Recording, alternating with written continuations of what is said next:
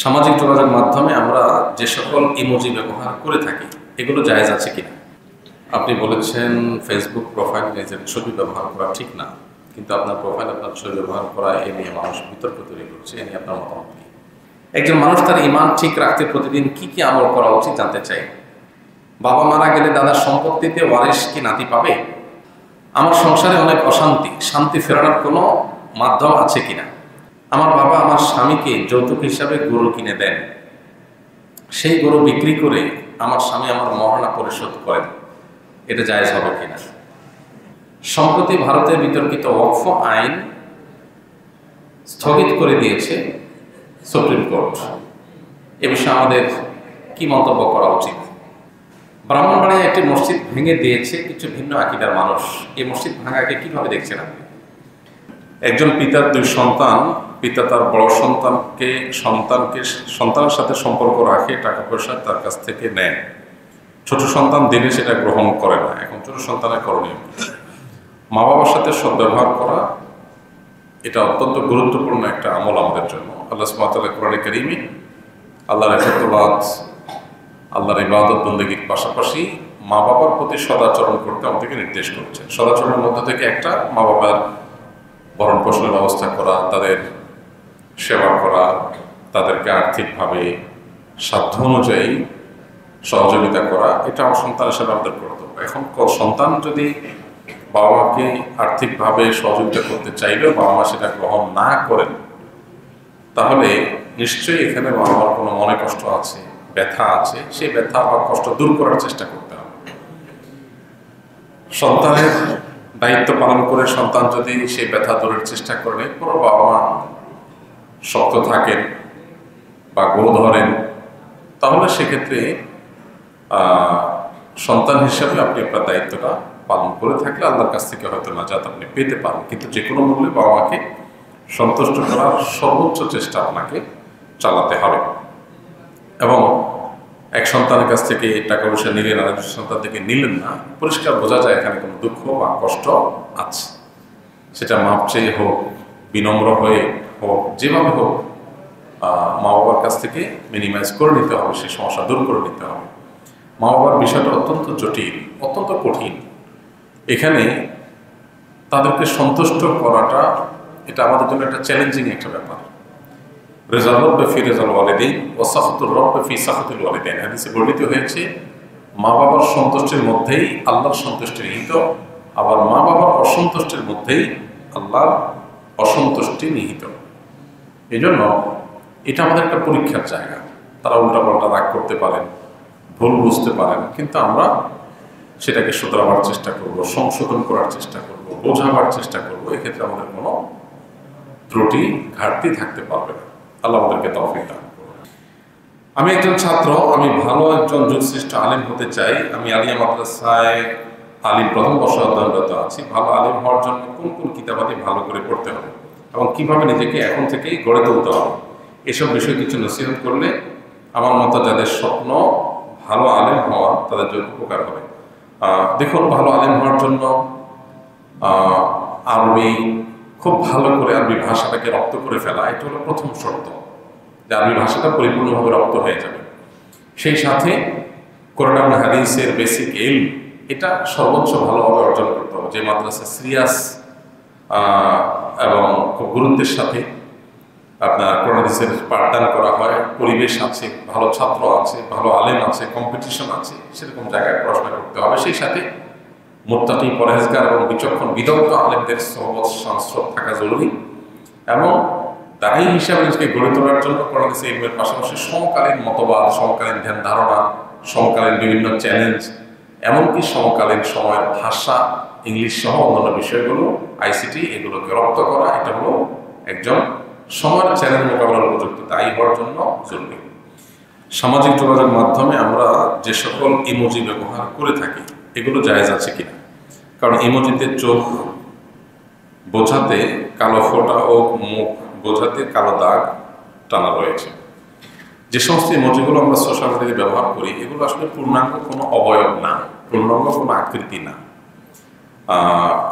এগুলোতে চোখ, কান, চোখ, নাক বা মুখ বোঝার জন্য এক দুটা দাগ টাগ দিয়ে দেওয়া হয়। একটা প্রাণীর পরিপূর্ণ আকৃতি হতে পারে, সেটা শুধু ফেস, শুধু কল্লা, পরিপূর্ণ আকৃতি যদি হয় তাহলে সেটা ব্যবহার করা নাজায়েজ, সেটা ব্যবহার করা অনুচিত। কোনো প্রাণীকে এইভাবে যদি কেউ অঙ্কন করে তৈরি করে তাহলে কিয়ামতের দিন তাতে রূহ ফুৎকার দেওয়ার নির্দেশ আল্লাহ তাআলা দিবেন অঙ্কনকারীকে। বিধায় ওটার ব্যবহার করাও আমাদের জন্য জায়েজ নয়। যেটা অঙ্কন করা নিষেধ সেটা ব্যবহার করাও নিষেধ। কিন্তু সাধারণত যে ইমোজিগুলো পাওয়া যায় এগুলোতে আসলে পূর্ণাঙ্গ কোনো প্রাণীর অবয়ব থাকে না, যেমন কান থাকে না, অনেক সময় অন্যান্য গুরুত্বপূর্ণ অঙ্গ যা ছাড়া মানুষ কল্পনা করা যায় না সেগুলো থাকে না। তো এরকম শুধুমাত্র সিম্বলিক কোনো কিছু, যে কোনো রকম মানুষের মাথা বা এই টাইপের কিছু বোঝা যায়, দাগ টাগ দিয়ে কোনো রকম একটা ডামি টাইপ কিছু করা, এরকম যদি হয় তাহলে সেক্ষেত্রে সেটা ব্যবহার করা হারাম হবে না। তারপরেও তাকওয়ার দামি হবে সতর্কতামূলকভাবে এগুলো থেকে বেঁচে থাকা বা বিরত থাকা। আপনি বলেছেন ফেসবুক প্রোফাইল নিজের ছবি ব্যবহার করা ঠিক না, কিন্তু আপনার প্রোফাইল আপনার ছবি ব্যবহার করা এ নিয়ে মানুষ বিতর্ক তৈরি করছে, এ নিয়ে আপনার মতামত কি? একটা ভিডিও আমাদের চোখে পড়েছে, খুবই হাস্যকর এবং খুবই লেম টাইপের প্রতারণা। সে ভিডিওতে আমরা দেখেছি। মূলত আলোচনা ছিল একজন মুসলিম নারী পর্দার বিধান তার জন্য পালন করা আবশ্যক, যেমনিভাবে পুরুষের জন্য চোখকে নিয়ন্ত্রণ করা আবশ্যক। পর্দার বিধানের অংশ হিসেবে সোশ্যাল মিডিয়ার আইডিতে নিজের প্রোফাইল পিকচার দিতে পারবেন কিনা সে প্রসঙ্গে আলোচনা করতে গিয়ে বলা হয়েছে যে একজন নারী তিনি প্রোফাইল পিকচারে নিজের ছবি দিবেন না, অন্য কোনো ছবি ইত্যাদি কাজ সারবেন। কারণ এতে পরপুরুষরা তার ছবি দেখবে, তাকে নিয়ে বাজে চিন্তা কল্পনা করার স্কোপ পাবে, পর্দার বিধান লঙ্ঘন হবে। সেজন্য এটি শরীয়তের দৃষ্টিকোণ থেকে জায়েজ নয়। তো এখানে মেয়েদের কথার অংশটাকে কেটে এমনভাবে ভিডিও বানানো হয়েছে যেন এটা জেনারেল কথা বা পুরুষদের কথা। তো এটা হলো দুর্ভাগ্যজনক যে প্রতারণামূলকভাবে এভাবে ভিডিওকে কাটছাট করে নানা রকমের বিতর্ক এক শ্রেণীর মানুষ তৈরি করে। আল্লাহ তাআলা তাদেরকে হেদায়েত দান করুন। আমি একজন বাহিনীর সদস্য, ঊর্ধ্বতন অফিসারদের সাথে আমরা 10-15 জন ডিউটিতে যাই। আমাদের দায়িত্ব যথাযথভাবে পালন শেষে ব্যারাকে ফিরি এবং আমার নিম্ন পদস্থ সহকারী জানায় যেখানে ডিউটি করেছি সেখানে কোনো বিত্তশালী আমাদের উচ্চপদস্থ অফিসারের কাছে আমাদেরকে ঘুষ দিয়েছে। অফিসার আবার নিম্ন পদস্থ আমার সহকর্মীর কাছে আমাদের 10 জনকে 5,000 টাকা দিয়ে ভাগ করে নিতে বলেছে। প্রশ্ন হলো, আমি ঘুষ খাই না, কিন্তু এই টাকা যদি আমার ভাগেরটা আমি না নেই, আমার আরেক সহকর্মী নিশ্চিতভাবে রেখে দিবে, যে দিয়েছে তার কাছে ফেরত দেওয়ার কোনো পথ খোলা নেই। এখন এই টাকা নিয়ে বিনা সওয়াবের আশায় কোনো গরিবকে দেয়া ঠিক হবে নাকি সহকর্মীকে খেতে দেয়া ঠিক হবে?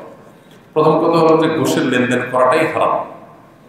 যদি আপনার জন্য কোনো ভাগ রাখে আপনি বলে দিবেন এটা যথাস্থানে যার কাছ থেকে নিয়েছো, যার মাধ্যমে নিয়েছো তাকে ফেরত দেওয়ার ব্যবস্থা করো, এটা আপনার কর্তব্য। যদি তারা না দিয়ে মেরে দেন তারা আল্লাহর কাছে দায়ী থাকবে, আপনি দায়ী থাকবেন না, আপনার এটা ভোগ করা উচিত হবে না।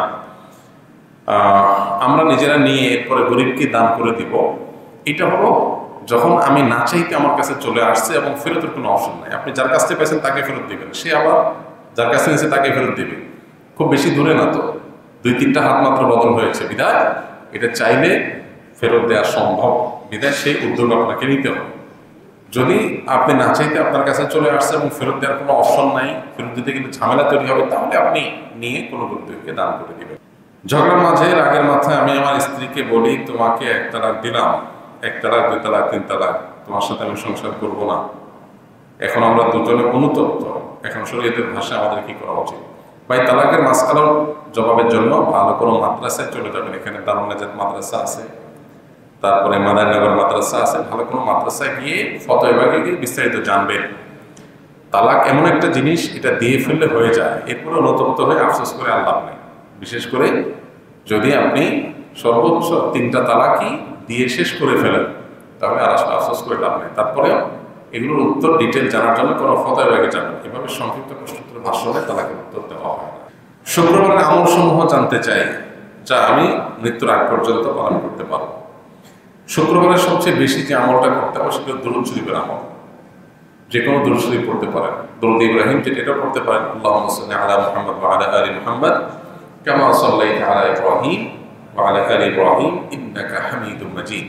আল্লাহুম্মা বারিক আলা মুহাম্মাদ ওয়া আলা আলি মুহাম্মাদ কামা বারাকতা আলা ইব্রাহিম ওয়া আলা আলি ইব্রাহিম ইন্নাকা হামিদুম মাজিদ। এভাবে যে কোনো দুরূদ আপনি পড়তে পারেন। এটা কখন পড়বো আমরা? বৃহস্পতিবার সন্ধ্যা থেকে সূর্য ডোবার পর শুক্রবার শুরু হয়, এটা চলতে থাকবে শুক্রবার সূর্য ডোবার আগ পর্যন্ত। নবী করিম সাল্লাল্লাহু আলাইহি ওয়াসাল্লাম বলেছেন, আকসিরু আলাইয়া মিনাস সালাতি মিন ইয়াউমিল জুমআতি ওয়া লাইলাতিল জুমআ ফা ইন্না সালাতাকুম মা'রুদাতুন আলাইকুম।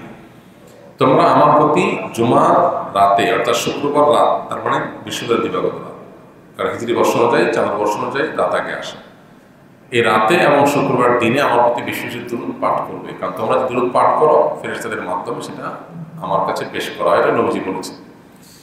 এটা সবচেয়ে বেশি আমার দুরূদ বেশি বেশি করে পাঠ করা, কোনো সংখ্যা ঠিক নেই, যত বেশি সম্ভব পাঠ করা। নাম্বার 2, সূরা কাহফ তেলাওয়াত করা। যে ব্যক্তি জুমার দিন সূরা কাহফ তেলাওয়াত করবে দিনে বা রাতে, এটি কিয়ামতের দিন তার জন্য নূর বা আলো হয়ে আবির্ভূত হবে অন্ধকারের সময়। তৃতীয়ত, জুমার দিনের সবচেয়ে বড় এবং প্রধান আমল হলো জুমার নামাজ পড়া। সেটার জন্য আগে আগে চলে আসা মসজিদে। যেই যত আগে আসবে সে তত বেশি সওয়াবের ভাগীদার হবে। অতএব যত আগে আসা যাবে জুমার দিন তত বেশি এটা আমাদের জন্য ফজিলতপূর্ণ হবে। এর বাইরে জুমার দিন উত্তম রূপে গোসল করা, সুন্দর পোশাক পরা, সুগন্ধি ব্যবহার করা, মিসওয়াক করা, মসজিদে আগে আগে আসার পাশাপাশি জুমার দিন ফজর নামাজটা জামাতের সাথে পড়া, এগুলো সবগুলো জুমার দিনের বিশেষ গুরুত্বপূর্ণ আমল। একজন মানুষ তার ঈমান ঠিক রাখতে প্রতিদিন কি কি আমল করা উচিত জানতে চাই। আমাদের ঈমান যেন ঠিক থাকে, ঈমান যেন অটল অবিচল থাকে, ঈমান যেন নষ্ট হয়ে না যায়, সেজন্য ঈমানের পরিচর্যা করতে হয়, ঈমানের নবায়ন করতে হয়। প্রথমত ঈমান সম্পর্কে আমাদের প্রচুর পড়াশোনা করা দরকার। ঈমান নিয়ে বহু বই পুস্তক আছে, বাংলায় অনেক সুন্দর সুন্দর বই আছে ঈমান নিয়ে। একটা বই আছে ঈমান সবার আগে, আব্দুল মালিক সাহেবের বই, আরো বেশ কিছু বই আছে। তো এই ঈমান নিয়ে আমাদের বইগুলো পড়া দরকার। কিতাবুত তাওহীদ আছে, বাংলা অনুবাদ হয়ে গেছে। তারপর তাকওয়াতুল ঈমান আছে, বাংলা অনুবাদ হয়ে গেছে। তো ঈমান নিয়ে আমাদের বইগুলো যত বেশি পাঠ করব তত আমাদের ঈমান নষ্ট হওয়ার কারণ কি, ঈমানের জন্য ক্ষতিকর বিষয় কি, ঈমানের মূল বিষয়গুলো কি, সেগুলো আমরা জানতে পারবো। এগুলো যত বেশি জানা যাবে তত বেশি ঈমান সেভ করতে পারবো, নিরাপদ রাখতে পারবো। দ্বিতীয়ত, ঈমানকে ধরে রাখার জন্য, ঈমানের উপরে অটল অবিচল রাখার জন্য, ঈমান যেন নষ্ট হয়ে না যায়, ঈমান যেন ভঙ্গ হয়ে না যায়, সেজন্য আমাদেরকে বেশি বেশি কোরআনে কারীমের তিলাওয়াত, আল্লাহর আয়াত, আল্লাহর নিদর্শন, কুদরত, এগুলো নিয়ে গবেষণা, চিন্তা, ভাবনা করতে হবে। আল্লাহ বলেছেন, ওয়াইদা তুলিয়াত আলাইহিম আয়াতুহু যাদাতহুম ঈমানা। আল্লাহর আয়াত যখন পাঠ করা হয় তখন তাদের ঈমান বৃদ্ধি পায়। এই জন্য কোরআনে কারীমের আয়াত তেলাওয়াত করা, অর্থ সহকারে বোঝা, আল্লাহর কুদরতগুলো নিয়ে চিন্তা গবেষণা করা, এগুলো মানুষের ঈমান বৃদ্ধিতে সহায়ক হয়। পাশাপাশি ঈমান সংরক্ষিত রাখার জন্য কিছু দোয়া নবীজি শিখিয়েছেন, যেমন রব্বানা লা তুযিগ কুলুবানা বা'দা ইয হাদাইতানা ওয়া হাব লানা মিন লাদুনকা রাহমা ইন্নাকা আনতাল ওয়াহ্হাব। এটি কোরআনে কারীমের একটা দোয়া, যার অর্থ হলো, হে আমাদের রব, আমাদেরকে আপনি হেদায়েত দেওয়ার পর অন্তরগুলোকে আর বক্র করে দিবেন না, বিভ্রান্ত করে দিবেন না। আপনি সবকিছু দানশীল, সবকিছু দান করে থাকেন। তো এখানে ঈমান যেটা আপনি দিয়েছেন আল্লাহ, আমি যেন বেঈমান হয়ে না যাই, আমি পথচ্যুত হয়ে না যাই, এই জন্য আল্লাহর কাছে দোয়া করা হয়েছে। এটা গুরুত্বপূর্ণ একটা বিষয়। অনেকেই আছেন ঈমানদার হয়ে পৃথিবীতে জীবনযাপন করেন, দুনিয়ার জীবন কাটান, কিন্তু একটা সময় আল্লাহ মাফ করুক ট্র্যাক চেঞ্জ হয়ে বেঈমান হয়ে নষ্ট হয়ে যায়। বিশেষ করে গোটা পৃথিবীতে কিয়ামত যত নিকটবর্তী হবে, ঈমান ধরে রাখা তত চ্যালেঞ্জিং হবে, তত টাফ এবং কঠিন হবে। কারণ ঈমান নষ্ট করার জন্য হাজারো আয়োজন আছে, যেটাকে আমরা আমাদের জন্য উন্নতি অগ্রগতির বিষয় মনে করি। তার অনেক কিছুই আছে যেগুলো আমাদের ঈমান হরণকারী বিষয়, মূলত শয়তানের দূরবর্তী প্ল্যানের অংশ। তো এই জন্য আল্লাহর কাছে পানা চাওয়াটা হলো ঈমান রক্ষা করার জন্য সবচেয়ে কার্যকর উপায়। আল্লাহ যেন হেফাজত করেন, সেজন্য দোয়া করতে থাকেন। আল্লাহ আমাদের তৌফিক দান করুন। এই জন্য নবী সাল্লাল্লাহু আলাইহি ওয়াসাল্লামের একটা দোয়া রয়েছে, আল্লাহুম্মা ইন্নী আসআলুকা ঈমানান লা ইয়ানফাদ আল্লাহ আপনার কাছে এমন একটা ঈমান চাই যে ঈমান নষ্ট হয়ে যাবে না, যে ঈমান নষ্ট হয়ে যাবে না, সেরকম ঈমান আল্লাহর কাছে চাওয়া নবী সাল্লাল্লাহু আলাইহি ওয়াসাল্লাম শিক্ষা দিয়েছেন। আমার বাবা একজন মসজিদের ইমাম ছিলেন। বর্তমানে উনি প্যারালাইসিসের রোগী, ঠিক মতো বিছানা থেকে উঠতে পারেন না। বাবার অসুস্থতার কারণে আর লেখাপড়া করতে পারছি না, তাই একজনের মাধ্যমে আসুন্নাহ স্কিল ডেভেলপমেন্ট ইনস্টিটিউটের সন্ধান পেয়েছি। কিভাবে ভর্তি হব? ভর্তি হওয়ার জন্য আসুন্নাহ স্কিলের যে ফেসবুক পেজ আছে, বিস্তারিত সেখানে দেখতে পাবেন। যখন যখন সার্কুলার দেওয়া হয় তখন তখন আবেদন করে ভর্তি হতে পারবেন। বাবা মারা গেলে দাদার সম্পত্তিতে ওয়ারিশ কি নাতি পাবে? বাবা যদি মারা যান দাদার আগে, তাহলে দাদার সম্পদে নাতি সম্পদে ভাগ পাবে না। এখন প্রশ্ন হলো কেন পাবে না? উত্তর হলো, দাদা মারা গেলে তখন বাবা মালিক হয়। বাবা মালিক হয়ে বাবা আবার মারা গেলে তখন সন্তান মালিক হয়। মারা যাওয়ার আগ পর্যন্ত ওয়ারিসরা কখনো মালিক হয় না। মানুষ যতদিন জীবিত থাকে ততদিন সম্পদ তার নিজের, কোনো ওয়ারিসের না। সে চাইলে ভোগ করবে, দান করবে, খরচ করবে, যা খুশি তা করবে। ইসলাম ব্যক্তি স্বাধীনতা, মানুষের আর্থিক স্বাধীনতা এই পরিমাণ নিশ্চিত করেছে, যতদিন সে বেঁচে থাকবে ততদিন পর্যন্ত তার সম্পত্তিতে সম্পূর্ণ কর্তৃত্ব একমাত্র তার। এই পরিমাণ স্বাধীনতা ইসলাম দিয়েছে। যদি কেউ মারা যায় তখন তার আর কিছু করার নেই, এই জন্য তার সম্পদটা ওয়ারিসরা পেয়ে যায়। এখন দাদা যতদিন বেঁচে আছে ততদিন পর্যন্ত দাদার সম্পদের ভাগ বাপে পাবে না। তো দাদার আগে যদি বাপ মারা যায় তখন তার মানে হলো দাদার সম্পদের মালিক হওয়ার আগেই বাপ মারা গেছে। নাতি আবার ওই সম্পদের মালিক হবে বাপের থ্রুতে। বাপ যেটা মালিক হবে, বাপ মারা গেলে সেটা মালিক হবে। এখন বাপ তো নিজেই মালিক হয়নি, নাতি প্রত্যেক মালিক হবে, এই জন্য নাতি মালিক হবে না। এখন প্রশ্ন হলো, তাহলে এটা কি অমানবিক নয় যে বাপ মারা গেল নাতি দাদা সম্পদে ভাগ পাবে না, নাতি চলবে কেন? এটার উত্তর হলো, বাপ যদি মারা যায়, নাতি যদি এতিম থাকে, ছোট বাচ্চা থাকে, ছোট থাকে, তবে তাদের ভরণ পোষণ দেওয়ার পরিপূর্ণ দায়িত্ব দাদার উপরে, বাধ্যতামূলক ভরণ পোষণ দেওয়া। এর পাশাপাশি নাতি হিসেবে দাদা চাইলে নাতিদেরকে তাদের সম্পদ থেকে যে কোনো পরিমাণ দিতে পারে। ওয়ারিস হিসেবে পাইলে তো নির্দিষ্ট পরিমাণ পাইতে, এখানে যে কোনো পরিমাণই পাইতে পারে, সেই স্কোপও আছে। একটা মানুষের বেঁচে থাকার জন্য শুধু বাবার সম্পদে একমাত্র অবলম্বন না, আরো বহু উপায় আছে। অতএব কিভাবে তারা চলবে এই প্রশ্ন করা অবান্তর। কবরের পাশে দাঁড়িয়ে 41 সূরা ইয়াসিন তেলাওয়াত করলে কবরের আযাব মাফ হয়ে যায় কিনা, এরকম কথা লোক মুখে প্রচলিত আছে, কিন্তু কোরআন বা সুন্নাহর কোথাও এটা সাব্যস্ত হয়নি যে কবরের পাশে দাঁড়িয়ে 41 সূরা ইয়াসিন পাঠ করলে কবর আযাব মাফ হয়। তবে এটা ঠিক, সূরা ইয়াসিন কোরআনে কারিমের গুরুত্বপূর্ণ সূরা, এটা আমরা এমনি পাঠ করব।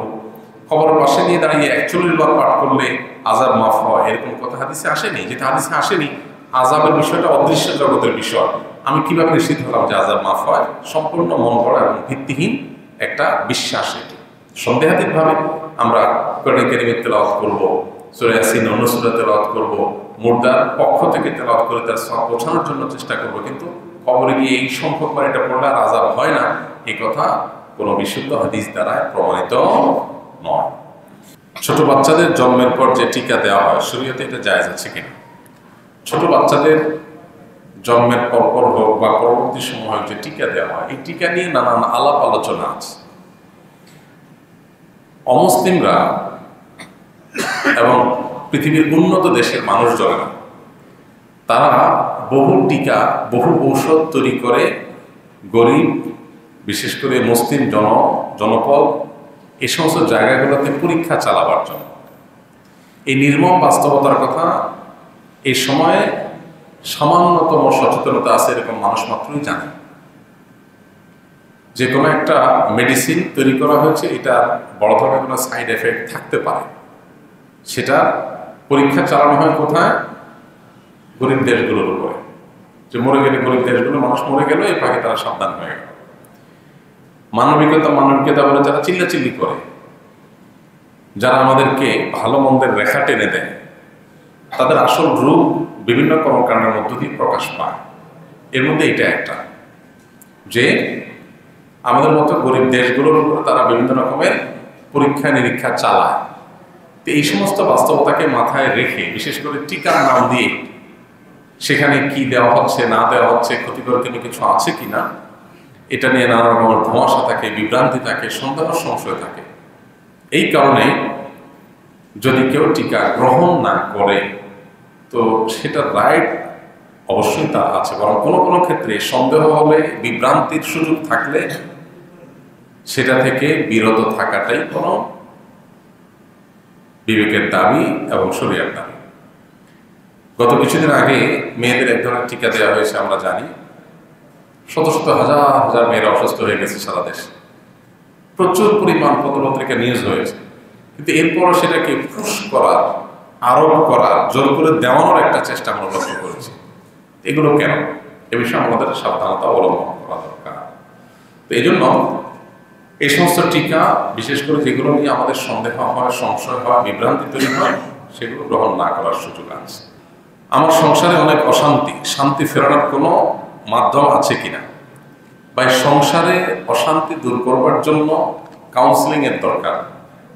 স্বামী স্ত্রীর মধ্যে বা বউ শাশুড়ির মধ্যে কার সাথে কার অশান্তি হচ্ছে, এই বিষয়গুলো নিজেদের মধ্যে বোঝাপড়া বাড়ানোর জন্য, সমস্যাগুলো দূর করার জন্য নানাবিধ কাউন্সিলিং এর উদ্যোগ হওয়া উচিত। মধ্যস্থতাকারীদের মাধ্যমে সমাধান করার চেষ্টা করা উচিত। আমাদের দেশে এই সমাধানের পথটা খুব একটা নাই। আমরা নিজেদের মধ্যে ঝামেলা তৈরি হলে, সেটা তৃতীয় পক্ষ কারোর শরণাপন্ন হলে ঝামেলা বরং আরো বাড়ে। মূলত এই বিষয়ে যারা এক্সপার্ট আছেন, যারা মনোমালিন্য, দ্বন্দ্ব, কলহ এগুলো দূর করার জন্য অভিজ্ঞ, তাদের শরণাপন্ন হয়ে কাউন্সিলিং দরকার। আমরা আসুন্নাহ ফাউন্ডেশন থেকে ভাবছি যে আলেম ওলামা এবং যারা এক্সপার্ট আছেন তাদেরকে কাউন্সিলিং শেখাবো, যাতে করে তারা পারিবারিক কলহ, দ্বন্দ্ব এগুলো মেটাবার এই কাজটা করতে পারেন ট্রেনিং নিয়ে। তো পারিবারিক দ্বন্দ্ব মেটাবার জন্য এই ধরনের কাউন্সিলিং এর শরণাপন্ন হতে পারেন। আমাদের ফাউন্ডেশনের অফিস টাইমে গেলে ওলামা ইকরাম আছেন, তারা কাউন্সিলিং এর কাজটা করেন, কারো প্রয়োজন হয় সেই সার্ভিস দিতে পারেন। তবে সমস্যা এবং কলহের কারণ এগুলো যদি বিস্তারিত জানা যায়, তখন সেই হিসাবে পরামর্শ দেওয়াটা সহজ হয়। এখানে যেহেতু আমভাবে বলেছেন সংসারে অনেক অশান্তি, সেটা দূরের উপায় কি, তো এটা বলা কঠিন আসলে অশান্তি কোন ধরনের, তাহলে সেই ধরনের পরামর্শ দেওয়া যাবে। তবে একটা কথা এখানে প্রসঙ্গত বলে রাখা যায়, সেটা হলো সেহের বা ব্ল্যাক ম্যাজিকের কারণে, জিনের উপদ্রবের কারণে ঘরে ঘরে এখন স্বামী স্ত্রীর মধ্যে দাম্পত্য কলহ বেড়েছে প্রচুর পরিমাণ। অনেক অশান্তি আছে, দাম্পত্য অশান্তি এবং দাম্পত্য কলহ, যেটার পেছনে মূল কারণ হলো সেহের। স্বামী স্ত্রী দুজনই ভালো, কোনো অসুবিধা নাই, সামান্য বিষয় নিয়ে তারা তাদের মধ্যে তুলকালাম হয়ে যায়, প্রচন্ড রকমের যুদ্ধ শুরু হয়ে যায়, ঝামেলা শুরু হয়ে যায়। তো এই যে সমস্যাগুলো, এই সমস্যাগুলো তৈরির পেছনে অনেক বড় ভূমিকা থাকে সেহেরের, ব্ল্যাক ম্যাজিকের। যদি ঠিকমতো রুকিয়া করা হয়, ঝাড়ফুঁক করা হয় শরীর সম্মত উপায়ে, তাহলে এটা সমাধান হয়। এই জন্য এই ধরনের সমস্যা, এরকম কোনো স্পিরিচুয়াল সমস্যা আছে কিনা সেটা বের করা দরকার। এটার জন্য কোনো রাখি দিয়ে রুকিয়া করা যেতে পারে। পাশাপাশি পহেলা বৈশাখ ইসলামিকভাবে পালন করার সুযোগ আছে কিনা, বছরের প্রথম দিন, প্রথম প্রহর, এটাকে বিশেষভাবে উদযাপন, আনন্দ খুশি করে উদযাপন, এটা এসেছে প্রকৃতি পূজারীদের কাছ থেকে, পেগানদের কাছ থেকে। প্রকৃতি পূজারীরা মনে করে বছরের প্রথম মুহূর্তটাকে আনন্দ করে, হই হুল্লোড় করে কাটালে সারা বছর ভালো থাকতে পারে। এই চেতনা থেকেই বর্ষবরণ বা বছরের প্রথম প্রহরে আনন্দ উৎসব করার প্রবণতা মানুষের মধ্যে এসেছে। এটা আমরা জানি অগ্নিপূজক, পারস্যের অগ্নিপূজকদের মধ্যে এটা শুরু হয়েছে। এরপর আস্তে আস্তে অন্যান্য ধর্মে, এমনকি অন্যান্য ভাষায়, অন্যান্য দেশে এটা ছড়িয়ে পড়েছে। অতএব এই যে বছরের প্রথম প্রহরকে হই হুল্লোড় করে, ভালো খেয়ে, আনন্দ উৎসব করে কাটাবার যে একটা কালচার, এটা অবৈজ্ঞানিক, অযৌক্তিক এবং শরিয়া পরিপন্থী। দুর্ভাগ্যজনক বিষয়, আজকে যারা নিজেদেরকে বিজ্ঞান মনস্ক দাবি করেন, তারা এই কুসংস্কারকে সবচেয়ে বেশি শক্তিশালী ধারণ করে আছেন। বিধায় এই পয়লা বৈশাখের কোনো ইসলামী ভার্সন হতে পারে না। এটা হলো যারা পয়লা বৈশাখের এই বস্তা পচা সস্তা কালচার, যেটা আমাদের দেশে এতদিন হিন্দুত্ববাদকে চাপিয়ে দেওয়ার একটা ষড়যন্ত্র ছিল, একটা ঢাল ছিল, সেটা যখন মানুষ বুঝে গেছে, জনগণ এটাকে প্রত্যাখ্যান করেছে, এটাকে নতুন করে গেলাবার জন্য এটাকে ইসলামিক প্রলেপ দেওয়ার চেষ্টা করা হচ্ছে এবং এটার জন্য লাখ লাখ টাকার বাজেট দেওয়া হচ্ছে। যারা সামান্য টাকার বিনিময়ে নিজেদেরকে বিক্রি করে দিচ্ছে এবং বিদগ্ধ আলেমদের পরামর্শ ছাড়া, গাইডলাইন ছাড়া যারা তথাকথিত ইসলামিক উপায়ে এটাকে উদযাপন করার চেষ্টা করছে, তারা স্পষ্ট বিভ্রান্তিতে আছে। আল্লাহ তাআলা তাদেরকে হেদায়েত দান করুন। আমার বাবা আমার স্বামীকে যৌতুক হিসাবে গরু কিনে দেন, সেই গরু বিক্রি করে আমার স্বামী আমার মহারণা পরিশোধ করেন, এটা জায়েজ হবে কিনা? এটা তো বড় ধরনের চিটারি দেখা যাচ্ছে। শ্বশুরের কাছ থেকে যৌতুক নিয়ে ওইটা দিয়ে যদি স্ত্রীর মহর পরিশোধ করা হয়, তাহলে এটা তো কই তেল দিয়ে কই বাঁচার মতো হয়ে গেল। হ্যাঁ, এখানে মহর যেটা ধার্য করা হয়েছে, সেই ধার্যকৃত মহর যদি পরিশোধ করেন স্ত্রীকে, মহর পরিশোধ হয়ে যাবে, কিন্তু স্বামী শ্বশুরের কাছ থেকে যে যৌতুক নিয়েছেন, গরু নেই, টাকা নেই, পয়সা নেই, সেটা তো হারাম। বিধায় স্ত্রীর মহর পরিশোধ হয়ে গেলেও স্বামীর ওই শ্বশুরের কাছ থেকে নেওয়া যে যৌতুক, সেটা ঠিকই তাকে আদায় করতে হবে। সেটা যদি ফেরত না দেয়, সেটা যদি আদায় না করে, তাহলে সেক্ষেত্রে এই যে চাঁদাবাজি করলো, আমরা চাঁদাবাজি নিয়ে অনেক কথা বলি, সবচেয়ে বড় চাঁদাবাজি ঘরে ঘরে যেটা হয় সেটা তো যৌতুক। মেয়ের বাবার কাছ থেকে কি আদায় করা? চাঁদা আদায় করা। তো এটা তাকে অবশ্যই পরিশোধ করতে হবে। অর্থাৎ এটাতে যৌতুকও হালাল হয়ে গেল, কারণ মেয়ের দিয়ে দিছে, শ্বশুরের মেয়েকে দিয়ে দিছে, বিধায় যৌতুক হালাল হয়ে গেল। বিষয়টা সেরকম না। এখানে মোহর আদায় হয়ে যাবে, কিন্তু যৌতুক পরিশোধ করতে হবে, অর্থাৎ এটা ফেরত দিতে হবে। একজন ব্যক্তি আল্লাহর রাস্তায় শহীদ হলেন, কিন্তু এই ব্যক্তি বহু মানুষের হক নষ্ট করেছেন, তাহলে তিনি কি শহীদি মর্যাদা পাবেন? বান্দার হক আল্লাহ তাআলা মাফ করবেন না, কারোর বেলাই না। অতএব কেউ আল্লাহর রাহে গিয়ে জীবন বিলিয়েছেন, এটা ভালো কাজ হলেও তিনি যে মানুষের হক নষ্ট করেছেন, সেটা খুবই গর্হিত কাজ, খুবই জঘন্য কাজ এবং খুবই গুনাহের কাজ। সেটার জন্য তার তওবা করতে হবে এবং তার পক্ষ থেকে তার ওয়ারিসরা অন্যের হক যেগুলো তার কাছে পাওনা আছে সেগুলো পরিশোধ করার উদ্যোগ নিতে হবে। তারপর আশা করা যায় আল্লাহ তাআলা তাকে মাফ করবেন। তবে কোনো কোনো বান্দা, তাদের প্রতি আল্লাহ তাআলা সন্তুষ্ট হয়ে গেলে তাদের বান্দার হকগুলোকে আল্লাহ তাআলা আদায় করে দেন কিয়ামতের ময়দানে। বিভিন্ন হাদিস থেকে সেটা বোঝা যায়। তাদেরকে সন্তুষ্ট করে আল্লাহ তাআলা ওই ব্যক্তিকে দায় মুক্ত করেন। এটা এক্সক্লুসিভ ইস্যু। ব্রাহ্মণবাড়িয়ায় একটি মসজিদ ভেঙে দিয়েছে কিছু ভিন্ন আকীদার মানুষ। এই মসজিদ ভাঙাকে কিভাবে দেখছেন আপনি? মসজিদ ভাঙা এটা আল্লাহর জমিনের সবচেয়ে গর্হিত, সবচেয়ে জঘন্য অপরাধগুলোর মধ্যে থেকে একটা। কোনো যুক্তিতে, কোনো অজুহাতে, কোনো কারণ দেখিয়ে মসজিদ ভাঙার কোনো সুযোগ, কোনো অভাব নেই। আমরা যখন ভারতে মুসলমানদের মসজিদ ভাঙা নিয়ে প্রতিবাদ করছি, তখন যদি আমাদের দেশে মসজিদ ভাঙে, এটা হবে আমাদের জন্য সবচেয়ে লজ্জাজনক কথা।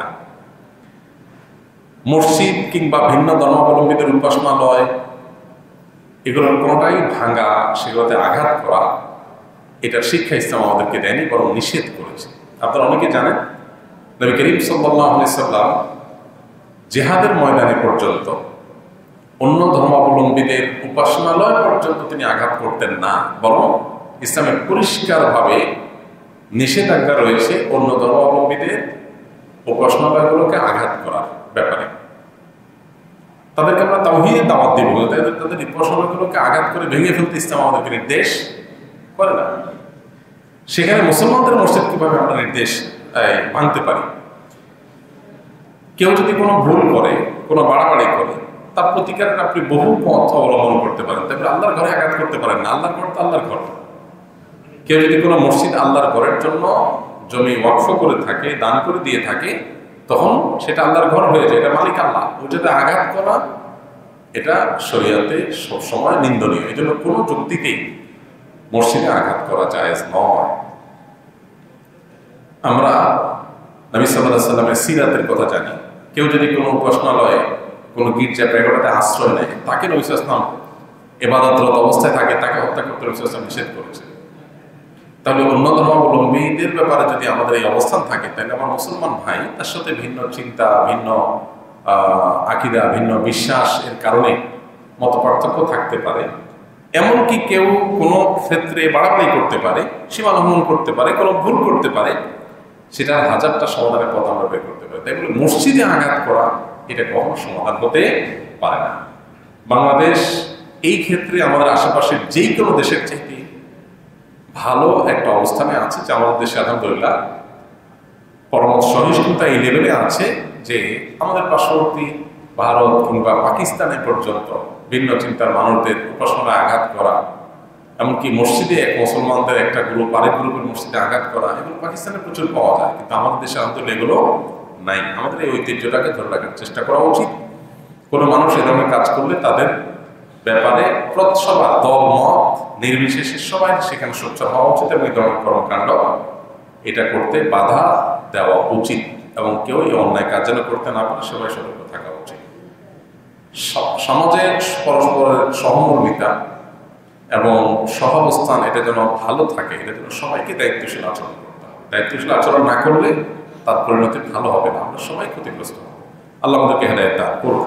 যারা এই ধরনের কর্মকাণ্ড করেছে তারা নিশ্চয়ই জঘন্য কাজ করেছে, গুনাহের কাজ করেছে, তাদের তওবা করা উচিত, এবং কোনো যুক্তিতেই তারা আল্লাহর ঘরে আঘাত করতে পারেন না। আল্লাহর ঘর কে বানাইছে সেটার বিষয় না, যে বানাইছে সেটা ঘর কার?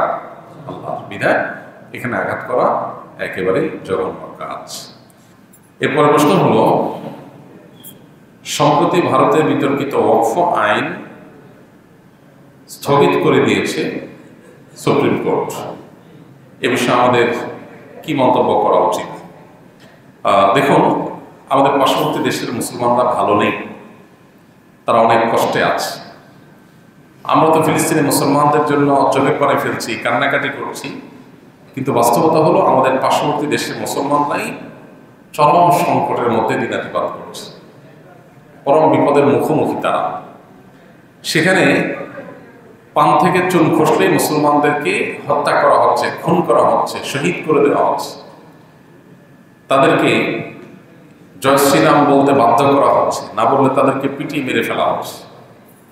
সামান্য মিথ্যা এবং ঠুনকা অজুহাত, গরুর গোশত কারোর ফ্রিজে আছে, এ ধারণার উপর ভিত্তি করে মানুষকে পিটিয়ে মেরে ফেলা হচ্ছে। হোলির রং মাখতে না চাইলে তাকে দিন দুপুরে রাস্তায় পিটিয়ে মেরে ফেলা হচ্ছে, রক্তাক্ত করা হচ্ছে। মসজিদগুলোকে একের পর এক ভেঙে দেওয়া হচ্ছে। সেখানে এই যে ওয়াকফ বিল যেটা উত্থাপিত হয়ে পাশ হয়েছে, সেটা আইনের আকার ধারণ করতে যাচ্ছে। এটা ভারতের মুসলমানদের উপরে মরার উপরে খড়ার ঘায়ের মতো। এমনিতেই মুসলমানদের সেখানে অধিকার বলতে কিছুই নেই। সেখানে এই আইন বাস্তবায়ন হলে কি হতে পারে সেটা গত কয়েকদিন ধরে ভারতের বিভিন্ন জায়গায় প্রচুর পরিমাণ মসজিদ মাদ্রাসা হিন্দুদের দখল করে নেওয়া, তারপরে মুসলমান মুক্ত ভারত গড়ার হিন্দুদের বিভিন্ন ঘোষণার কথা আমরা সোশ্যাল মিডিয়ার মাধ্যমে দেখেছি। এগুলোর মাধ্যমে বোঝা যায় যে তারা আসলে কি চায়। তারা চায় ভারতবর্ষকে ইসলাম থেকে দুই মুছে পরিষ্কার করতে, অথচ ভারতবর্ষকে আবাদ করেছে, ভারতবর্ষকে সবচেয়ে বেশি সমৃদ্ধ করেছে মুসলমানেরা। ভারতবর্ষ যেগুলো নিয়ে গর্ব করে তার সব মুসলমানদের তৈরি। কুতুব মিনার থেকে নিয়ে, তাজমহল থেকে নিয়ে, দিল্লির লালকেল্লা থেকে নিয়ে, শাহী মসজিদ থেকে নিয়ে যত গর্বের ধন ভারতের আছে তার সবকিছুই কাদের করা? মুসলমানদের করা। অন্যরা ভারতবর্ষকে শাসন করতে এসে শোষণ করে নিয়ে চলে গেছে, ভারতবর্ষের মুসলমানরা এসে সবকিছু দিয়ে গেছে। অন্যরা এসে লুট করে চলে গেছে, ভারতবর্ষের মুসলমানরা এসে শাসন করে এখানে তাদের কবর হয়েছে, এখানে তাদের জীবন যৌবন, এখানে তাদের সব ছিল, এখান থেকে কিছু নিয়ে যায়নি, বড় সব দিয়ে গেছে। আল মুসলিমুনা ফিল হিন্দ, ভারতবর্ষের মুসলমানদের অবদান, এই বইটা আমরা পড়ে দেখতে পারি। বইটার মূল লেখক সৈয়দ আবুল হাসান আলী নদভী রহমতুল্লাহ আলাইহি, আর অনুবাদ করেছেন বর্তমান ধর্ম উপদেষ্টা ডক্টর আবু খালিদ হোসেন হাফিজাহুল্লাহ। এই বইটা পড়লে আপনি ধারণা করতে পারবেন যে ভারতবর্ষকে মুসলমানরা কি দিয়েছে। আমরা ভারতবর্ষের যে সমস্ত সুস্বাদু আম খাই, আম, এই যে ল্যাংড়া আমটা পর্যন্ত সেখানে লেখা আছে, এগুলো পর্যন্ত মুসলিম শাসকেরা বাহির থেকে ভারতবর্ষে তারা এনেছে। এখন তার সুফল ভারতবাসী ভোগ করেছে। যে মুসলমানরা ভারতকে বিনির্মাণ করেছে সে মুসলমানদেরকে ভারত থেকে উচ্ছেদ করার চেষ্টা করা হচ্ছে। কারা করছে? যারা সকাল বিকাল আমাদের দেশে তথাকথিত সংখ্যালঘু নির্যাতনের উপরে উৎসাহ প্রকাশ করে, বিবৃতি দেয়, আমাদেরকে সতর্ক করে, আর তারা তাদের দেশের সংখ্যালঘু মুসলমানদেরকে কচু কাটার মতো করে কাটছে। এটার বিরুদ্ধে আমাদের তীব্র প্রতিবাদ করা দরকার। সুপ্রিম কোর্ট এই ওয়াকফ আইন এটা স্থগিত করেছে, এটা সন্দেহাতীতভাবে প্রশংসনীয় কাজ, কিন্তু এটা চূড়ান্তভাবে বাতিল করা, শুধু স্থগিত নয়, বাতিল করা এবং সেটাকে কার্যকর করা, এটা হলো সময়ের সবচেয়ে প্রয়োজনীয় দাবি। ভারতবর্ষের মুসলমানদের, বিশেষ করে ভারতের মুসলমানদের এই দাবির সাথে আমাদের একত্রতা পোষণ করা এবং এটা আদায় করার জন্য আমাদেরকেও সংগ্রাম করা আমাদের কর্তব্য। ইতিমধ্যে সরকারিভাবে আলহামদুলিল্লাহ ব্যাপারে ভারতের এই অবস্থানের নিন্দা জ্ঞাপন করা হয়েছে বা এটাকে সমালোচনা করা হয়েছে, এটা খুব ভালো একটা দিক। তবে আরো জোরালোভাবে আমাদের পার্শ্ববর্তী দেশের মুসলমানদের জন্য আমাদের পাশে দাঁড়ানো দরকার, যারা আমাদের দেশের সংখ্যালঘুদের বিষয়ে আমাদেরকে নসিহত করে, যদিও আমাদের দেশের সংখ্যালঘু অনেক ভালো আছে, তারা তাদের দেশের সংখ্যালঘুদের উপর যে নির্যাতন করছে তাদের কোনো মুখে আমাদেরকে নসিহত করার কোনো অধিকার নাই। আল্লাহ তাআলা ভারতবর্ষের মুসলমানদের মুক্তি নসিব করুন এবং যে জুলুম তারা করছে এর পরিণতি আল্লাহ তাআলা আমাদেরকে দেখে যাওয়ার তৌফিক দান করুন। আমাদের প্রত্যেকটা মানুষের যার যার জায়গা থেকে তাদের প্রতি আমাদের প্রতিবাদ অব্যাহত রাখতে হবে। এর অংশ হিসেবে তাদের বিভিন্ন পণ্য ইত্যাদি এগুলো না কিনে দেশীয় পণ্য কেনার অভ্যাস আমাদের করতে হবে। অনলাইনে ভিডিও ছেড়ে সেখান থেকে উপার্জিত অর্থ ভক্ষণ করা ইসলামের শরীয়তের দৃষ্টিকোণ থেকে হালাল কিনা? অনলাইনে যারা ভিডিও বিভিন্ন সোশ্যাল মিডিয়াতে আপলোড করেন, এখানে নর্মাল যে মনিটাইজেশন সেটা অন করে যে উপার্জন করেন এটা হালাল না, কারণ সেখানে বিভিন্ন রকমের অ্যাডভার্টাইজ থাকে, সেখানে মিউজিক, হারাম পণ্যের অ্যাডভার্টাইজ, বিভিন্ন জিনিস থাকে, এই জন্য এটা হালাল না। যদি কেউ এরকম কোনো নির্দিষ্ট কাস্টমাইজ অ্যাডভার্টাইজিং এর সিস্টেম রাখতে পারেন, কোনো কোম্পানির সাথে চুক্তি করে যে আমার ভিডিওতে তোমার অ্যাডভার্টাইজমেন্ট যাবে, তার বিলে তুমি আমাকে এই টাকা দিবে, সেটা জায়েজ, সেটা ভিন্ন বিষয়।